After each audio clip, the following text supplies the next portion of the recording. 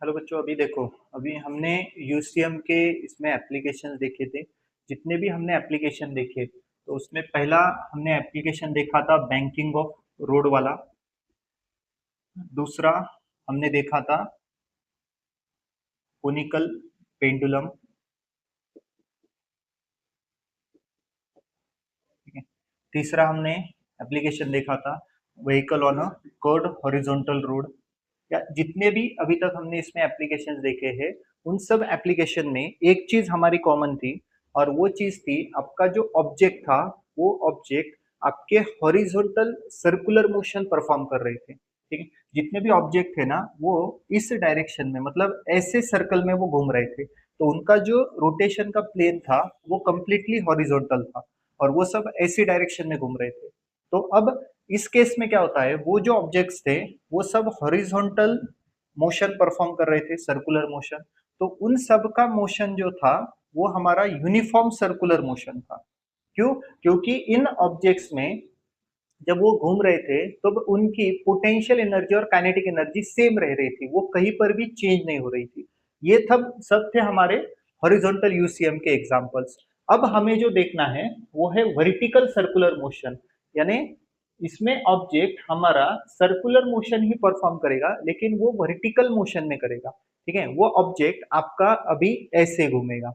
ठीक है। अभी आप इमेजिन करो, आपने एक कोई तो भी रस्सी ले ली, एक समझो स्ट्रिंग है आपके पास, और आपने नीचे की साइड को एक कोई तो भी ऑब्जेक्ट लगाया, एक हेवी मास लगाया, और हम इसे अभी ऐसे घुमा रहे हैं, ये डायरेक्शन में उसे ऐसे घुमा रहे हैं।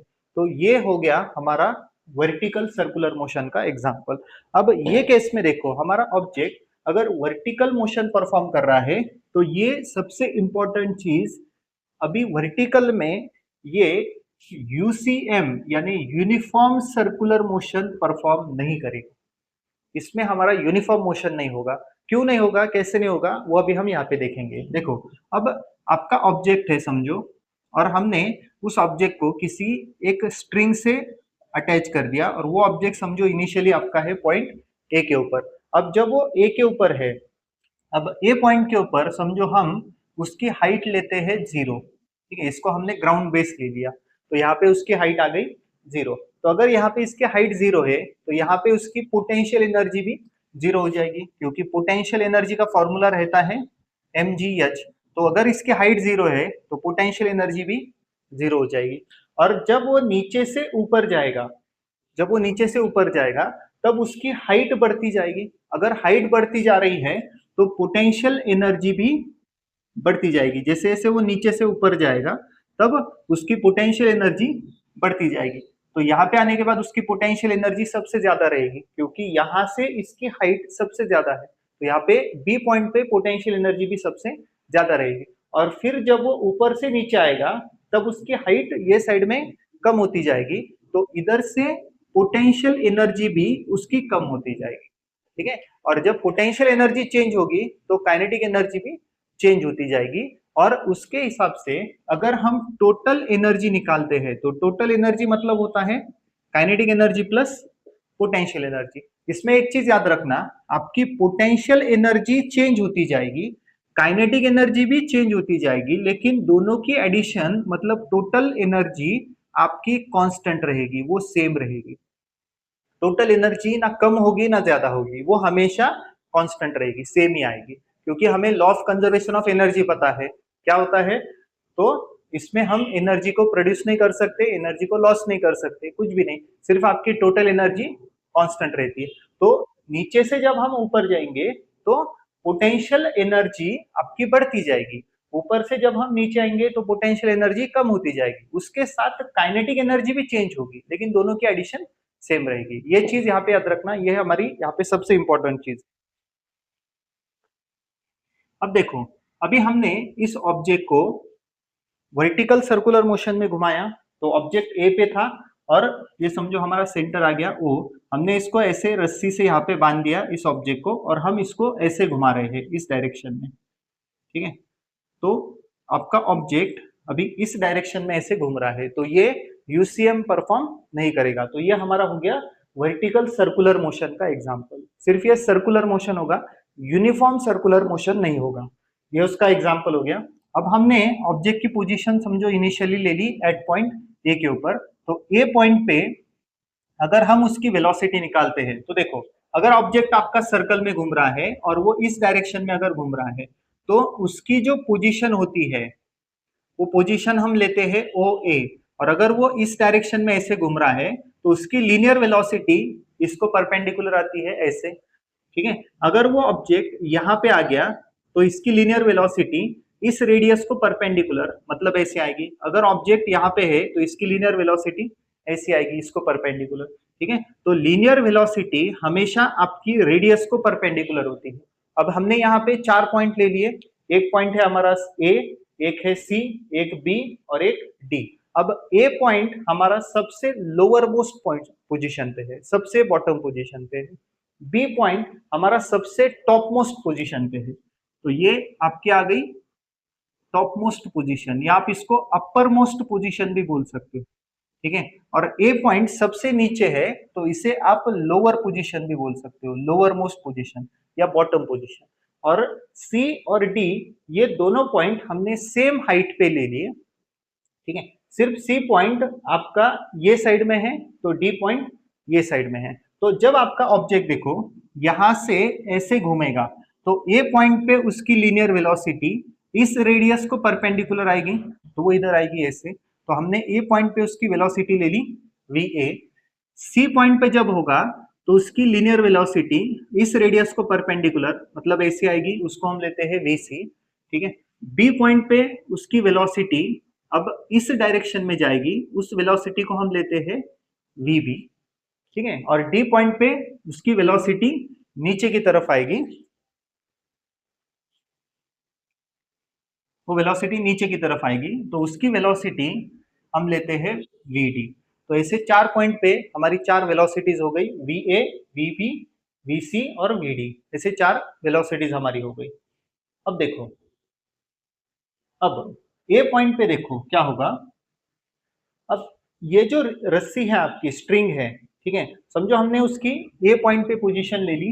यहाँ पे क्या होता है वो अभी हम यहाँ पे देखेंगे। सो एट ए पॉइंट पे देखो आपकी रस्सी ऐसी है और आपने यहाँ पे उसको एक मास लगा दिया, तो इसका जो वेट होगा वो वेट हमेशा नीचे की तरफ होगा, तो वेट आएगा आपका mg यहाँ पे, ठीक है। वेट सभी जगह पे आपका नीचे की तरफ ही होगा, तो यहाँ पे भी वेट आएगा mg नीचे की तरफ, यहाँ पे भी वेट आएगा mg नीचे की तरफ। अब देखो एट पॉइंट ए पॉइंट पे आपकी जो रस्सी है वो यहाँ पे है ऐसी, और उसने नीचे की तरफ एक वेट अटैच करके रखा है mg, नीचे की तरफ उसने पकड़ के रखा है उसको। तो इस वेट को पकड़ने के लिए इस रस्सी के अंदर एक टेंशन आएगा, और वो टेंशन आपका होता है इस सपोर्ट की तरफ, सेंटर की तरफ। तो ए पॉइंट पे हमारा टेंशन हम लेते हैं टी ए, ठीक है। अब ये जो टेंशन होता है ये हमेशा इस mg से बड़ा होना चाहिए, तो याद रखना tension at point A is always greater than weight of the object mg, ठीक है। mg से ये हमेशा बड़ा होना चाहिए। क्यों बड़ा होना चाहिए? क्योंकि इस टेंशन को, इस वेट को पकड़ के रखने का काम है, ठीक है। अगर ये टेंशन कम हो गया और वेट ज्यादा हो गया तो ये रस्सी टूट जाएगी, हमें उसको तोड़ना नहीं है। तो हमें इस टेंशन को ज्यादा रखना है और इस वेट को हम कम रखेंगे, ठीक है। अब हमारा जो रिजल्टेंट फोर्स आएगा वो देखो कितना आएगा। अब समझो हमारा टेंशन ऊपर की तरफ है और वो टेंशन हम समझो लेते हैं 10 न्यूटन का, और आपका जो वेट है वो वेट है समझो 2 न्यूटन का, तो आपका रिजल्टेंट फोर्स कितना आएगा? ऊपर की तरफ जा रहा है 10 न्यूटन, नीचे आ रहा है 2 न्यूटन, तो ऊपर की तरफ जाने वाला हमारा रिजल्टेंट फोर्स आएगा 8 न्यूटन का। ये 8 न्यूटन का फोर्स हमने कैसे निकाला? तो ये TA माइनस mj किया, मतलब ये 10 में से 2 को माइनस किया, तो ये आ गया हमारा रिजल्टेंट फोर्स। तो ये रिजल्टेंट फोर्स जो है, यही फोर्स हमारा सेंट्रीपेटल फोर्स का काम करेगा, ठीक है। तो एट पॉइंट ए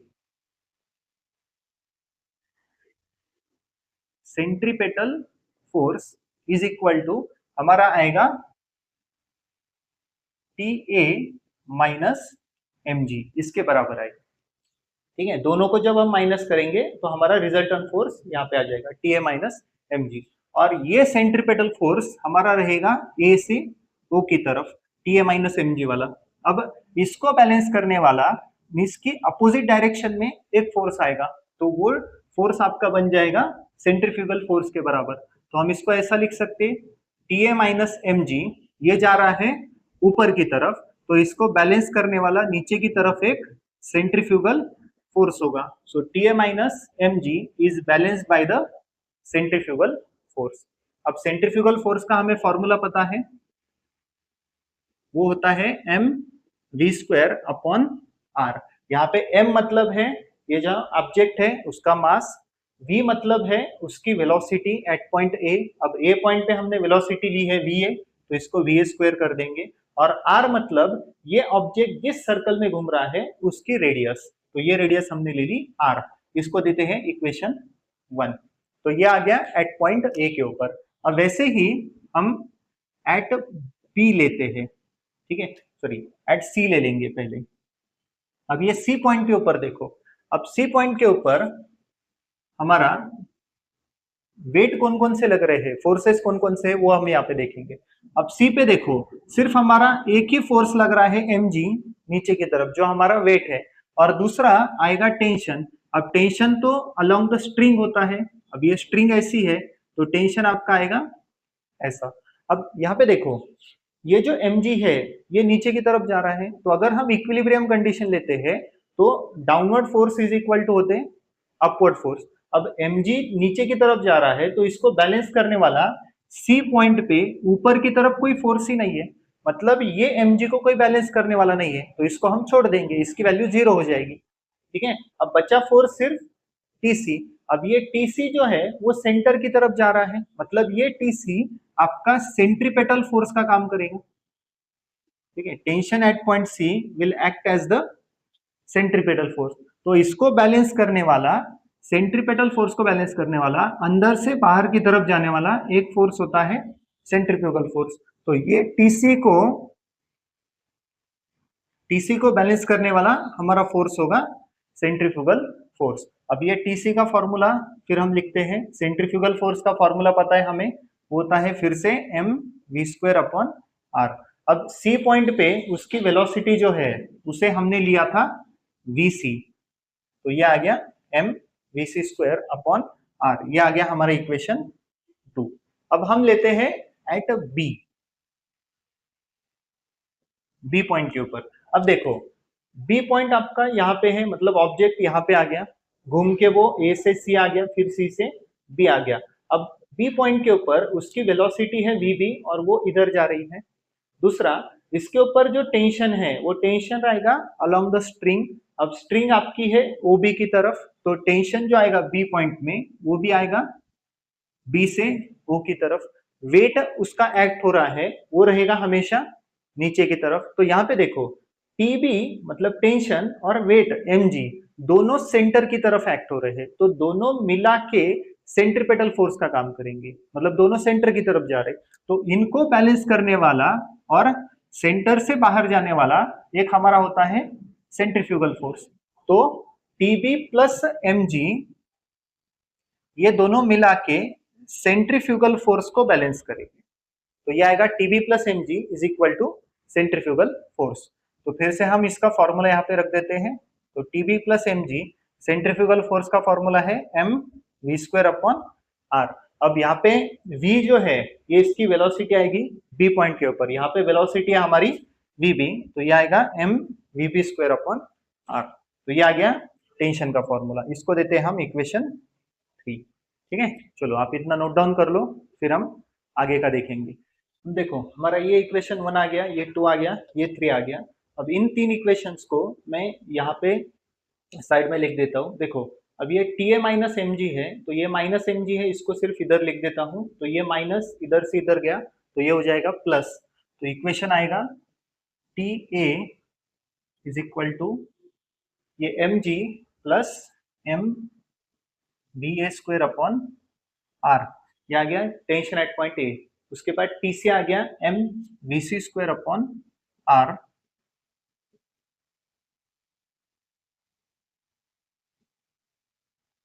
और टी बी ये आ गया is equal to M V B square upon R. ये हमारे 3 इक्वेशंस आ गए। अब ये केस में देखो, अब ये हमारे 3 इक्वेशन आ गए। अब ये केस में देखो, अब क्या होगा, तो अगर आपको ऑब्जेक्ट को, अगर हमें इसे घुमाना है तो हमें क्या करना पड़ेगा, देखो अगर हम इसे घुमाते हैं, समझो ये ऑब्जेक्ट ऐसा है और हमें ऐसे यूसीएम में उसको, सॉरी वर्टिकल सर्कुलर मोशन में उसको घुमाना है, और हमने उसको क्या किया, एक एनर्जी दे दी, तो वो ऑब्जेक्ट देखो क्या होगा, अगर हम उसको ऐसे पकड़ते हैं और उसको हमने यहां से उठा के ऐसे इधर फोर्स लगा दिया, तो क्या होगा, यहां से उतरने के बाद वो फोर्स लगाने के बाद एक लेवल तक ऐसे ऊपर आएगा, फिर नीचे आ जाएगा। अगर हमने इसका फोर्स बढ़ा दिया तो वो यहां से और ऊपर जाएगा, फिर नीचे आएगा। ठीक है, हमने और फोर्स बढ़ा दिया तो वो और ऊपर जाएगा ऐसे, और वो नीचे आ जाएगा। तो हमें क्या करना है, उसको हमें एक मिनिमम इतना फोर्स लगाना है कि वो जब इधर से आएगा और वो इधर जाएगा तो वो यहां से आगे जाना चाहिए, मतलब उसने सर्कुलर मोशन परफॉर्म करना चाहिए। और उसके लिए उसको मिनिमम कितनी वेलोसिटी देनी है वो अभी हमें यहाँ पे निकालना है। ठीक है, तो उसकी मिनिमम वेलोसिटी हम निकालेंगे पॉइंट बी के ऊपर। तो फॉर मिनिमम स्पीड,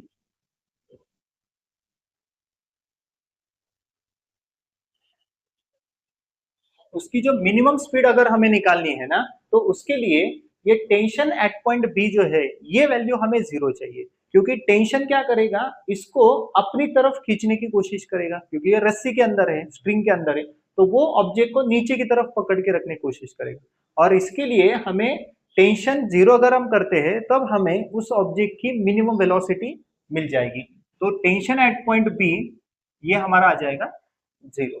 ठीक है, तो ये टीबी 0 हो गया, तो यहाँ पे हमारा इक्वेशन आ गया M G is equal to M V B square upon R. ठीक है, अब यहाँ पे m के साथ m कैंसिल हो गया, तो g इज इक्वल टू आ गया V B square upon R. अभी r इधर नीचे है, इसको इधर लेके जाते हैं, तो R G is equal to आ गया वी बी स्क्वायर। तो दोनों साइड का अगर हम रूट लेते हैं तो V B is equal to आ गया अंडर रूट आर जी। ये आ गई आपकी minimum speed at point B, ये बी के ऊपर मिनिमम स्पीड हमारी आ गई। समझे, चलो इतना नोट डाउन करो, फिर हम आगे का देखेंगे। अब देखो, ये हमने निकाली minimum speed at point B, तो हम इसको ऐसा लिख सकते हैं वी बी मिनिमम। अब हम इसके ऊपर से मिनिमम स्पीड एट पॉइंट ए निकालेंगे, और उसके लिए हम law of conservation of energy वाला कंसेप्ट यहाँ पे यूज करेंगे।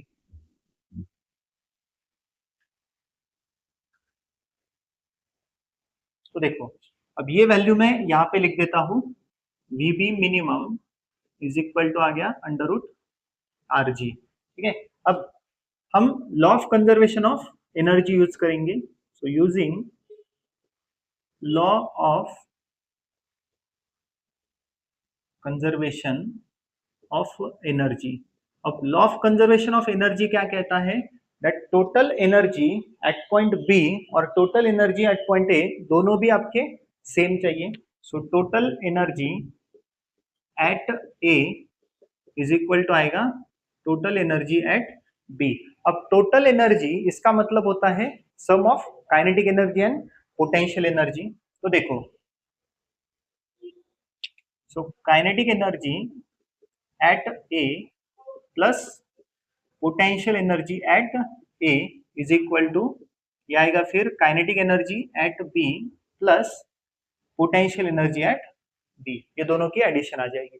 अब काइनेटिक एनर्जी का फॉर्मूला हमें पता है, वो होता है half M V square, plus potential energy का फॉर्मूला होता है एम जी एच, फिर काइनेटिक एनर्जी का formula half M V square, और पोटेंशियल एनर्जी का फॉर्मूला एम जी एच। अब यहाँ पे देखो, हमने ये वैल्यू लिखी है ए के लिए, तो ए पॉइंट पे हमारी वेलोसिटी है वी ए, तो इसको लिख देंगे half M V A square. उसके बाद ए पॉइंट के ऊपर हमारी जो हाइट है वो हाइट है 0, तो पोटेंशियल एनर्जी ये वैल्यू हमारी हो जाएगी 0, क्योंकि ए पॉइंट को ही हमने ग्राउंड लिया है ना, बेस लिया है, तो हमारी ए पॉइंट के ऊपर पोटेंशियल एनर्जी हो जाएगी 0। तो इसको हम कर देते हैं 0। अब ये है बी पॉइंट के लिए, तो बी पॉइंट के ऊपर हमारी वेलोसिटी है वीबी, तो ये आ जाएगा हाफ एम वीबी स्क्वायर प्लस एम जी, और ये एच बी पॉइंट के ऊपर देखो, अगर ये ग्राउंड है तो यहां से बी की जो हाइट आएगी वो हाइट हमारी रेडियस के डबल हो जाएगी, मतलब ये डायमीटर के बराबर आएगी। तो ये हाइट हमारी हो गई 2r, क्योंकि ओ से ए तक तो सर्कल की रेडियस है, ये रेडियस है, ये रेडियस है, तो ये r प्लस आर, ये हो गया 2r। तो बी पॉइंट के ऊपर हमारी हाइट आ गई 2r, ये आ गई हमारी वैल्यू। ठीक है, अब इसमें से देखो, हम तीनों में से m कॉमन अगर लेते हैं तो ये m और ये m ये हो जाएंगे कैंसल, इधर बचा हाफ वी स्क्वायर, इधर बचा था हमारा हाफ वी बी स्क्वायर, ये इधर प्लस है, इसको इधर लेके जाते हैं तो ये हो जाएगा माइनस, ये आ गया half V B square is equal to, इधर बचा ये 2r जी, ये हमारे फॉर्मूला आ गया। ठीक है, अब हम इन दोनों में से 1/2 कॉमन लेते हैं, तो अंदर बचेगा V square minus V B square is equal to आ गया 2r जी। अब ये 2 इधर नीचे है, इधर गया तो मल्टीप्लाई हो जाएगा, तो ये आ गया V square minus V B square, और ये 2 इंटू 2 हो गया 4r जी। अब वीबी की अगर हम मिनिमम वेलोसिटी ले रहे हैं तो ए पॉइंट की भी मिनिमम वेलोसिटी आएगी। ठीक है, तो अगर हम बी की मिनिमम वेलोसिटी ले रहे हैं तो हमें ए की भी मिनिमम वेलोसिटी मिल जाएगी। तो बी की मिनिमम वेलोसिटी कितनी है, अंडर रूट आर जी, तो ये आएगा वी ए का स्क्वायर माइनस वीबी की वैल्यू है अंडर रूट आर जी, उसका हमने लिया है स्क्वायर, तो ये आ जाएगा सिर्फ R G is equal to आ गया 4 जी, और ये ए की हो गई मिनिमम वेलोसिटी, मिनिमम स्पीड। तो ये वी ए मिनिमम का स्क्वायर इज इक्वल टू, ये माइनस आर जी है, इधर गया तो प्लस आर जी हो जाएगा, तो ये आ गया 4 जी प्लस ये 1 जी, तो ये टोटल हमारा हो जाएगा 5 जी। तो इसको हम डायरेक्टली ऐसा लिख देते हैं, दिस इज 5 जी। अब हम दोनों साइड का अगर स्क्वायर रूट लेते हैं तो V A minimum is equal to आ गया हमारा अंडर रूट 5 जी, ये हमारी ए पॉइंट के ऊपर मिनिमम वेलोसिटी आ गई, मिनिमम स्पीड आ गई अंडर रूट 5 जी। तो ये इसको मैं यहाँ पे लिख देता हूँ, V A is equal to under root 5 G. ठीक है, आप इतना नोट डाउन करो, फिर हम आगे का देखेंगे। अब हम इसमें minimum velocity at point C निकालते हैं, तो उसके लिए भी सेम हम law of conservation of energy का ही कंसेप्ट यूज करेंगे।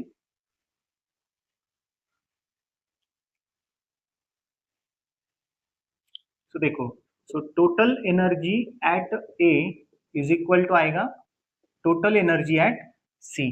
ठीक है, ए के ऊपर की टोटल एनर्जी और सी की टोटल एनर्जी ये दोनों इक्वल रहेंगे according to law of conservation of energy.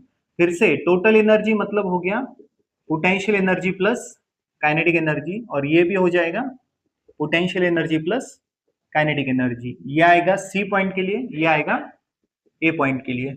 अब ए पॉइंट की पोटेंशियल एनर्जी, इसका फॉर्मूला है mgh, काइनेटिक एनर्जी का formula half M V square. अब ए पॉइंट की जो पोटेंशियल एनर्जी है उसकी हाइट देखो, ए पॉइंट की हाइट हमने ली है 0, तो पोटेंशियल एनर्जी ए पॉइंट की हो जाएगी 0 प्लस यहाँ पे काइनेटिक एनर्जी एट ए, तो उसकी स्पीड हमने ली है वी ए, तो ये आ जाएगा half M V square is equal to C point के लिए देखो, फिर से पोटेंशियल एनर्जी है हमारी mgh और काइनेटिक एनर्जी का formula half M V square. अब हम इसमें देखो सी पॉइंट की अगर हम हाइट लेते हैं तो सी पॉइंट देखो ग्राउंड से इतने डिस्टेंस पे है, और ये डिस्टेंस मतलब हमारा है ओ ए, तो ये ओ ए डिस्टेंस मतलब हमारी हो गई रेडियस, तो ये हाइट इसकी आएगी सी पॉइंट की आर के बराबर, और सी पॉइंट की वेलोसिटी हमने ली है vc, तो ये आ गया हाफ एम vc स्क्वायर। फिर से हम अगर दोनों में से ये साइड से और इधर से m कॉमन लेते हैं तो ये m और ये m ये हो जाएंगे कैंसल, इधर बचा हमारा हाफ m वी स्क्वायर, ये इधर प्लस है half V C square, sorry M नहीं आएगा, एम कैंसिल हो गया, ये इधर हाफ प्लस है, ये इधर गया तो हो जाएगा ये minus half V C square is equal to, इधर बचा सिर्फ आर जी, ठीक है, जी आर बचा है, हम उसको आर जी लिखते हैं। फिर से हमने दोनों में से 1/2 कॉमन ले लिया, तो ये आ गया 1/2 V A square minus V C square is equal to आ गया आर जी। अब ये 2 इधर नीचे है, इधर गया तो मल्टीप्लाई हो जाएगा, तो V A square minus V C square is equal to आ गया 2 आर जी। अब हम फिर से ए की मिनिमम वेलोसिटी पुट करते हैं, ए की मिनिमम वेलोसिटी है हमारी 5 आर जी, और ये रूट में है, इसको अगर हम यहाँ पे पुट करते हैं तो ये देखो ये आ जाएगा हमारा 5 आर जी माइनस ये V C square as it is रखा हमने इज इक्वल टू ये आ गया 2 आर जी। अब इसके ऊपर से वी सी स्क्वायर की वैल्यू निकालते हैं, तो ये माइनस है, इधर गया तो प्लस हो जाएगा, तो ये आ गया 5 आर जी, ये minus 2 R G is equal to आ गया वी सी स्क्वायर। अब ये 5 माइनस 2 मतलब वी सी स्क्वायर आ गया हमारा 3 आर जी, और अगर हम दोनों का रूट लेते हैं तो V C is equal to आएगा अंडर रूट 3 आर जी, ठीक है। अब यहाँ पे हमने ए की जो वेलोसिटी रखी है अंडर रूट 5 आर जी, ये ए की मिनिमम वेलोसिटी थी, तो ये सी पॉइंट की भी हमारी मिनिमम वेलोसिटी आ जाएगी, समझे। तो ये हमारी ए और सी दोनों की मिनिमम वेलोसिटी हो गई। तो देखो सी पॉइंट पे हमारी फिर मिनिमम वेलोसिटी आ गई अंडर रूट 3 आर जी, ए पॉइंट पे आ गई थी अंडर रूट 5 आर जी, सी पे आ गई 3 आर जी, और बी पे आ गई सिर्फ आर जी। अब हम देखो यहां से ऊपर जाते हुए हमारी वेलोसिटी क्या हो रही है 5 आर जी, 3 आर जी और ये 1 आर जी, ठीक है।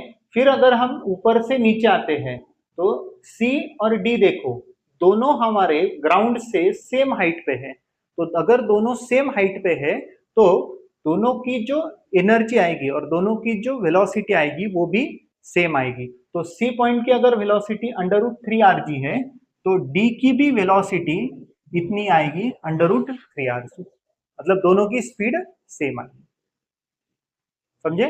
तो ये हो गया हमारा वर्टिकल सर्कुलर मोशन वाला टॉपिक, ठीक है। अगर वीडियो पसंद आया होगा तो वीडियो को लाइक करो, चैनल को सब्सक्राइब करो, आपके दोस्तों के साथ शेयर करो, और अगर आपको इसमें कुछ भी डाउट रहता है तो आप मुझे कमेंट सेक्शन में पूछ सकते हो। चलो मिलते हैं अभी नेक्स्ट वीडियो में।